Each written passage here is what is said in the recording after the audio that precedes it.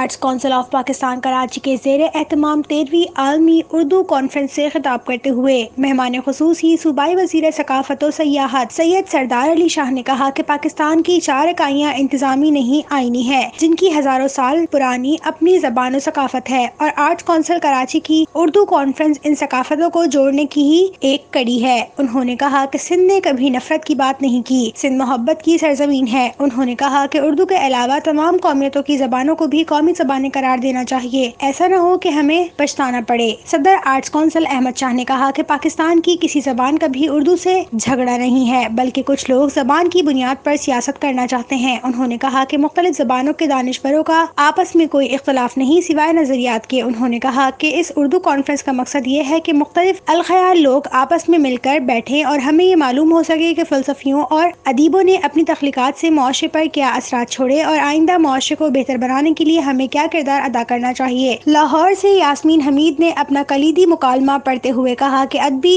عہد کی کوئی حد نہیں ہوتی، 1920 سے 1936 تک کا زمانہ ایک عہد کے اختتام اور دوسرے کے آغاز کا زمانہ ہے۔ گوپی چند نارنگ نے کہا کہ ادیبوں اور دانشوروں کو معاشرے کی رہنمائی کرنا چاہیے۔ ادیبوں کی یہ بہت بڑی ذمہ داری ہے کہ وہ معاشرے کے دونوں پہلوؤں کو اپنے قاری تک پہنچائیں۔ افتخار عارف نے کہا کہ سب سے پہلے اپنی زبان اور اپنے لوگوں سے محبت کریں۔ پاکستان میں زبانوں کو سیاسی مسئلہ بنایا گیا۔ پروفیسر سحر انصاری نے کہا کہ ادب کو اس صدی میں ملا اتنا پہلے کبھی نہیں ملا، زبانوں کو پہلے کبھی اتنی توجہ نہیں ملی جتنی اس دور میں مل رہی ہے۔ انسان اور جانوروں کے درمیان فرق محض ادب کا ہے، اور ادب سکھانے میں زبانوں نے اپنا کردار ادا کیا ہے۔ ہندوستان کے معروف نقاد و شاعر شمیم حنفی نے کہا کہ ہمارے لیے اجتماعی ماضی کو قید خانہ بنا لینا ہر لحاظ سے مہلک ہوگا اور ہماری ادبی اور تہذیبی روایت کی تاریخ اور جغرافیہ دونوں کو محدود اور منقسم کرے گا۔ پروفیسر ڈاکٹر پیرزادہ قاسم رضا صدیقی نے کہا کہ ادب کسی بھی زبان کا ہو انسان کی فضیلت سے جڑا ہوگا۔ زاہدہ ہنا نے کہا کہ سرحدوں پر جنگ کے بادل اور عالمی وبا کے باوجود اردو کانفرنس کا انعقاد خوش آئند ہے۔ معروف ادیبہ حسینہ معین نے